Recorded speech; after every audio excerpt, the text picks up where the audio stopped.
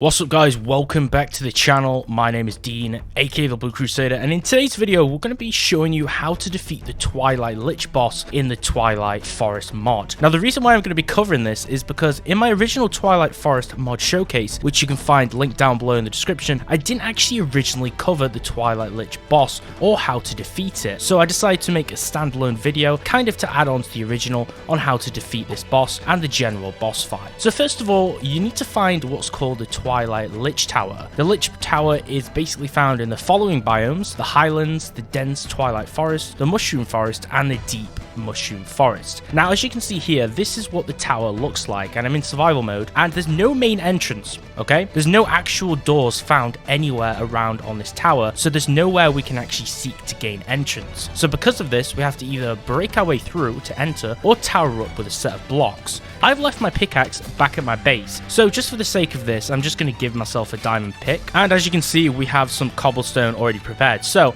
basically, you just have to start going through and actually breaking through the wall, and you might even find silverfish here because they have those annoying stone blocks, which is really frustrating. And as you can see, that silverfish knocked off all those golden hearts. Now I do have a ton of golden apples. You might not have these, so this may be a little bit tougher for you. Let's just give myself some torches as well, because I've really not come as prepared as I would have liked to show you this fight. So okay, as you can see, we broke off into one of these towers, but to actually gain access to the top, there's a little bit of legwork to do, and we have to go through a few different rooms.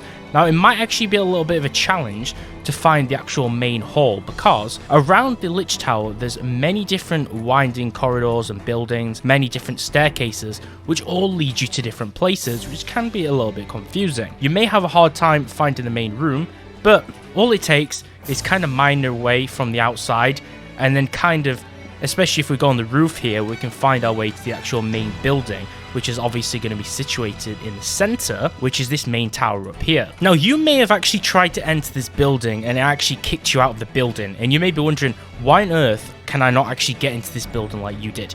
Now there's actually an entry requirement. As you can see, we found the main building here. To get inside here, there's an entry requirement, okay? So the Twilight Forest, as a mod, it basically has kind of like a progression system, right?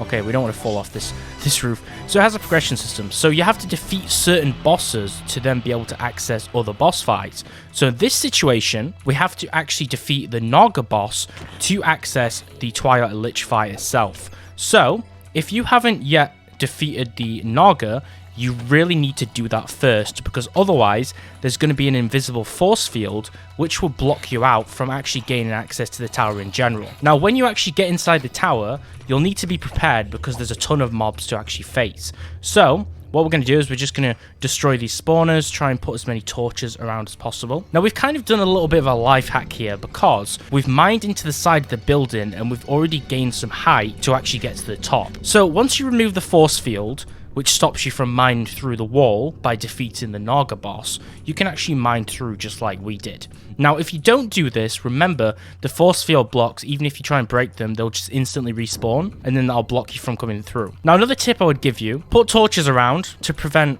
extra monsters from spawning, because they're going to inevitably spawn and then come back up the stairs just like this guy's doing.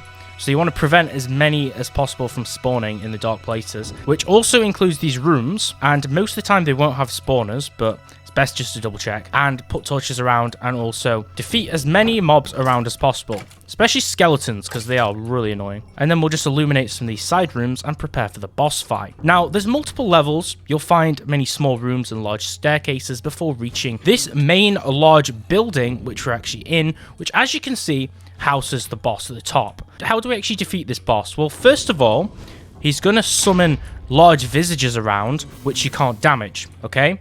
And what makes this boss fight hard is these visages, they will basically all shoot projectiles at you just like the boss, okay? Which makes it extremely hard to kill the boss.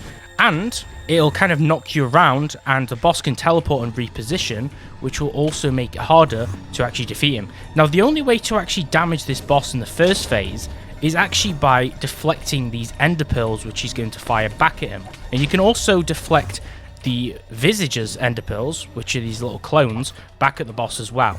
Now, the reason why this is hard is they need to have a direct hit, so you need to be in the trajectory of where the ender pearl is being fired at, and you need to hit it straight off. I'm just going to show you an example. We're just going to use a shield, And as you can see, they will deflect the particles in some situations, and then they'll also do damage. Now you can see the boss hit himself that time, and I deflected the ender pearl the first time, so we've now notched off 2 shields on top of the boss.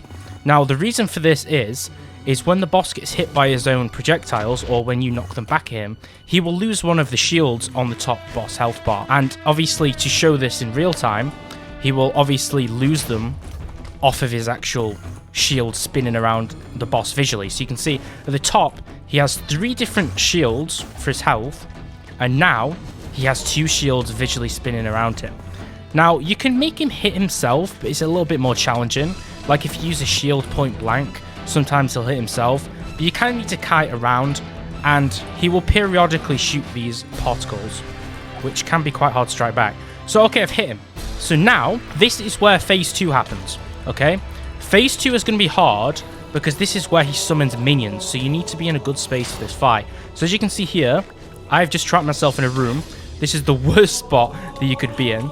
So in my situation for this, don't put yourself in a room and trap yourself there, okay? Because you're going to have a hard time. And we're just going to make sure this place is illuminated. Now, remember, the boss is going to stay in the top room. He's not going to follow you unless you let him, okay? And in the second phase, it's not advisable to go for the boss. He's going to have a gold sword, and he's going to do melee damage to you.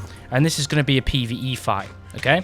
But like I said, it's not advisable to attack the boss in the second phase while he's spawning the mobs. But in the third phase, he will basically come at you and start lunging at you, and this is just going to be basically a hack and slash fight. Now, the reason why this boss fight has seemed quite easy at first is mainly because I have all these golden apples, okay? You're not going to have all these golden apples, so this boss fight may be a little bit tougher if you haven't crafted these golden apples. Now, obviously, I would recommend doing so, but it really bases itself on what materials you have and what you have access to go into this fight. So let's just run over things a little bit more. Now that you've seen the boss fight in person, firsthand, and you've seen me defeat the boss, let's go over a few of the extra information which we didn't cover, and we shall traverse around the Lich Tower a little bit more and getting a little bit of action while we talk about this. So the boss has 3 phases, okay?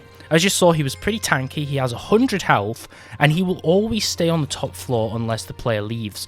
But if you leave and go too far away, he can follow you. So don't go too far down the stairs. You saw that I left and went down the stairs, but I didn't go too far because the boss can teleport away in danger, and with this, he can also follow you, so this is a little bit risky. So the first phase, when we're fighting the boss, you saw that he has damage immune shields surrounding it, and he'll fire ender pearls at you. But I failed to mention that he will also fire those fireballs at you as well, which can also damage you. Now, I don't know if you can deflect the fireballs. You mainly have to deflect the ender pearls. Try and deflect the ender pearls from the boss, but you can also deflect the ender pearls coming from the boss's visages, which are those shadows, which are the 2 different mobs which will spawn, which look like him, but they're slightly faded and you can't damage them. So any of the ender pearls firing from the boss and the other 2 mobs, you can deflect and damage the shields in phase 1 to remove any of the shields. You can see his shields visually, or just look at the boss health bar, the yellow bar, and you'll see how many shields he has left. And then when he loses all his shields, this will remove the boss's first phase, and he'll go into phase 2. Now, remember, the projectiles fire do 6 damage, so you need to be careful,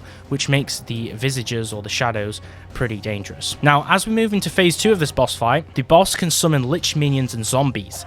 Now, this was a little bit tough, but the good thing about this phase is you saw that there was only like 5 or 6 zombies I actually had to deal with, and they weren't that much more powerful than normal standard zombies, especially with the diamond gear which I have is all fully enchanted, which made it extremely easy to kill this boss. So you don't really have to worry at this stage about fighting the zombies if you come with decent gear, because that phase goes very quickly. Basically, he uses a scepter to summon these undead minions, and he will keep summoning them until the charge of that scepter diminishes, and when that runs out of charge, he can't summon anymore, and that's when he'll go into phase 3 and go pretty crazy. So the minions also do 4 damage, so they're not actually that powerful to actually face. Now, the 2 shadows will obviously disappear during phase 2 when he summons the zombies, because that obviously would make it too hard if you had to face all of them. But remember, even in phase 2, when the zombies are actually getting summoned, the boss is still vulnerable.